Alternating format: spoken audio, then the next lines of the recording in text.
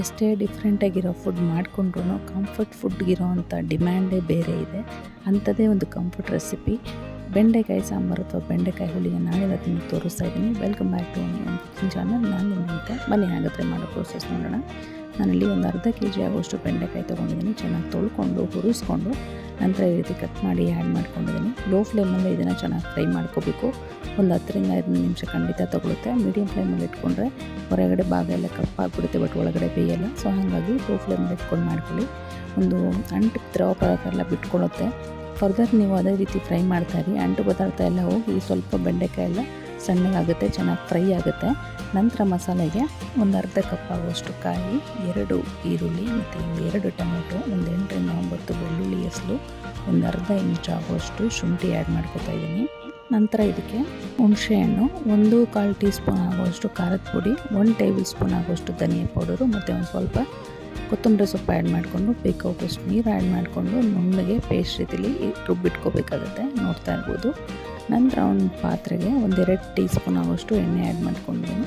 ಅದಕ್ಕೆ ಒಂದು ಅರ್ಧ ಟೀ ಸ್ಪೂನ್ ಆಗುವಷ್ಟು ಸಾಸಿವೆ, ಒಂದು ಸ್ವಲ್ಪ ಕರಿಬೇವು ಮತ್ತು ಒಂದು ಸ್ವಲ್ಪ ಈರುಳ್ಳಿ ಆ್ಯಡ್ ಮಾಡಿಕೊಂಡು 1 ನಿಮಿಷದವರೆಗೂ ಫ್ರೈ ಮಾಡ್ಕೊತಾ ಇದ್ದೀನಿ. ಈರುಳ್ಳಿ ಕಂಪ್ಲೀಟಾಗಿ ಬೇಯಬೇಕು ಅನ್ನೋ ಅವಶ್ಯಕತೆ ಇಲ್ಲ, ಸ್ವಲ್ಪ ಬಾಡಿದ್ರೆ ಸಾಕಾಗುತ್ತೆ. ನಂತರ ಇದಕ್ಕೆ ನಾವು ಆಲ್ರೆಡಿ ಫ್ರೈ ಮಾಡಿ ಇಟ್ಕೊಂಡಿದ್ದಂಥ ಬೆಂಡೆಕಾಯಿನ ಆ್ಯಡ್ ಮಾಡ್ಕೊತಾ ಇದ್ದೀನಿ. ಇದನ್ನು ಕೂಡ ಎಣ್ಣೆಯಲ್ಲಿ 1 ನಿಮಿಷದವರೆಗೂ ಫ್ರೈ ಮಾಡ್ಕೋಬೇಕಾಗುತ್ತೆ. ನಂತರ ಇದಕ್ಕೆ ನಾವು ಆಲ್ರೆಡಿ ರುಬ್ಬಿಟ್ಕೊಂಡಿದ್ದಂಥ ಮಸಾಲಾನ ಆ್ಯಡ್ ಮಾಡಿಕೊಂಡು ನೀರು ಆ್ಯಡ್ ಮಾಡ್ದೇ ಫಸ್ಟ್ ಒಂದು ಸಲ ಚೆನ್ನಾಗಿ ಮಿಕ್ಸ್ ಮಾಡ್ಕೊಳ್ಳಿ. ಉರಿ ಕಡಿಮೆ ಇಟ್ಕೊಂಡು ಮಾಡ್ಕೊಳ್ಳಿ, ಇಲ್ಲಾಂತಂದರೆ ಮಸಾಲೆ ಸೀದೋಗ್ಬಿಡುತ್ತೆ. ನೋಡಿ, ಈ ರೀತಿ ಚೆನ್ನಾಗಿ ಮಿಕ್ಸ್ ಮಾಡ್ಕೊಂಡು ನಂತರ ಮಿಕ್ಸಿ ಜಾರ್ಗೆ ನೀರು ಇಟ್ಕೊಂಡು ಅದನ್ನೆಲ್ಲ ತೊಳ್ಕೊಂಡು ಆ್ಯಡ್ ಮಾಡ್ಕೊತಾ ಇದ್ದೀನಿ. ನೀರು ಸ್ವಲ್ಪ ಜಾಸ್ತಿನೇ ಆ್ಯಡ್ ಮಾಡ್ಕೊಳ್ಳಿ, ಏಕೆಂದರೆ ಬೇಯೋಷ್ಟೊತ್ತಿಗೆ ಸ್ವಲ್ಪ ಗಟ್ಟಿಯಾಗಿಬಿಡುತ್ತೆ. ಜೊತೆಗೆ ಸಾಂಬಾರು ಕನ್ಸಿಸ್ಟೆನ್ಸಿ ಬೇಕಲ್ವ, ಸೊ ಹಾಗಾಗಿ ಸ್ವಲ್ಪ ನೀರು ಜಾಸ್ತಿನೇ ಆ್ಯಡ್ ಮಾಡಿಕೊಂಡು ಇದನ್ನು ಫಸ್ಟು ಕುದಿಲಿಕ್ಕೆ ಬಿಟ್ಬಿಡಿ. ಅದಕ್ಕಿಂತ ಮುಂಚೆ ಚೆನ್ನಾಗಿರುತ್ತೆ ಮಿಕ್ಸ್ ಮಾಡಿಕೊಂಡು ರುಚಿಗೆ ಬೇಕಾದಷ್ಟು ಕೂಡ ಸೇರಿಸ್ಕೊಂಡು medium to high flame adjust ಮಾಡಿಕೊಂಡು ಇದನ್ನು ಕುದಿಯೋಕ್ಕೆ ಬಿಟ್ಬಿಡಿ. 1 8 ರಿಂದ 9 ನಿಮಿಷ ತೊಗೊಳುತ್ತೆ. ನೋಡಿ, ಈ ರೀತಿ ಕುದಿಯೋಕ್ಕೆ ಸ್ಟಾರ್ಟ್ ಆದಾಗ ಫ್ಲೇಮ್ನ ಸ್ವಲ್ಪ ಕಡಿಮೆ ಮಾಡಿಕೊಂಡು ಕಂಪ್ಲೀಟಾಗಿ ಬೆಂಡೆಕಾಯಿ ಬೇಯಕ್ಕೆ ಬಿಟ್ಬಿಡಿ. ನೋಡಿ, ಕಂಪ್ಲೀಟಾಗಿ ಬೆಂದಿದೆ, ತೋರಿಸ್ತಾ ಇದ್ದೀನಿ. ಕನ್ಸಿಸ್ಟೆನ್ಸಿ ಕೂಡ ಕರೆಕ್ಟಾಗಿ ಸೆಟ್ ಆಗಿದೆ. ಇನ್ನೊಂದು ವೇಳೆ ಇನ್ನೂ ಗಟ್ಟಿಯಾಗಿ ಬೇಕು ಅಂದರೆ ಇನ್ನೂ ಸ್ವಲ್ಪ ಬೇಯಿಸ್ಕೊಂಡ್ರೆ ಸರಿ ಹೋಗ್ಬಿಡುತ್ತೆ. ಬಟ್ ಬೆಂಡೆಕಾಯಿನ ಓವರ್ ಕುಕ್ ಮಾಡ್ಕೊಳ್ಳೋಕೆ ಹೋಗ್ಬಿಡಿ, ತಿನ್ನೋಷ್ಟೊತ್ತಿಗೆ ಸ್ಮ್ಯಾಶ್ ಆಗಿಬಿಡುತ್ತೆ, ಅಷ್ಟೊಂದು ಚೆನ್ನಾಗಿ ಅನಿಸಲ್ಲ.